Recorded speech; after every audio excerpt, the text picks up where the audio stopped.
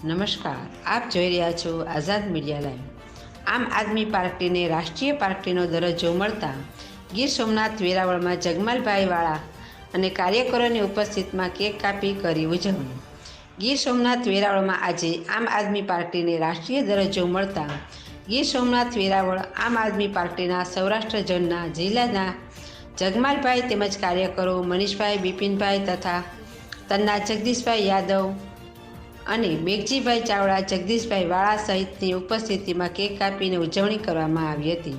જેમાં જગમાલભાઈ વાળાએ જણાવ્યું હતું કે આમ આદમી પાર્ટીને મળેલ આ રાષ્ટ્રીય પાર્ટીનો દરજ્જોને આવકાર્ય સાથે જગમાલભાઈ વાળાએ જણાવ્યું હતું કે અરવિંદ કેજરીવાલ જેવો ઉત્સાહી અને ઉત્સુક નેતા કે જે વીજળી તેમજ મફત આપવા માટેના પ્રયત્ન સાથેના ઉત્સાહને મળેલ રાષ્ટ્રીય પાર્ટીનો દરજ્જો કેક કાપી ઉજવણી કરવામાં આવી હતી।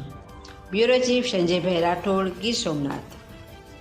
થેન્ક યુ ગુજરાતનો પ્રોગ્રામ રાખેલ છે આખા ગુજરાતમાં અને અમે ખૂબ આખા ગુજરાતના જનતાના આભારી છીએ કે આમ આદમી પાર્ટીને, આવી ઈમાનદાર પાર્ટીને ગુજરાતીઓએ રાષ્ટ્રીય દરજ્જો આપ્યો છે।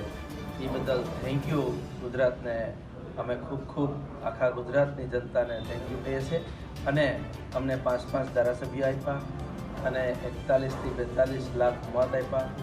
એટલા માટે આ અરવિંદ કેજરીવાલ સાહેબ જે ઈમાનદાર, ભારત દેશના ઈમાનદાર નેતા જેને કહીએ છીએ આપણે, તો આ ઈમાનદાર નેતા અને ખૂબ જ દેશની અંદર એક નવો સિલો ચાલુ થવાનો થયો છે અને થઈ ગયો છે કે આજે આપણે વીજળી ફ્રી આપે, ક્વોલિટીવાળું એજ્યુકેશન ફ્રી આપે અને પાણી ફ્રી આપે, મહિલાઓને બસ ફ્રી આપે અને વીજળી ફ્રી આપે।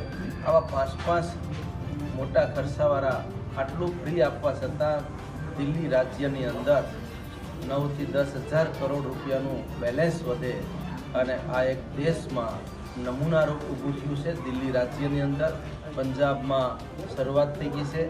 એટલે ખૂબ આખા ભારત દેશને ખુશી થવા જેવી વાત છે કે આટલો પૈસો બચાવી અને નાની પબ્લિક સુધી પહોંચે। એ બદલ અમે થેન્ક યુ ગુજરાતનો પ્રોગ્રામ રાખ્યો છે અને ખૂબ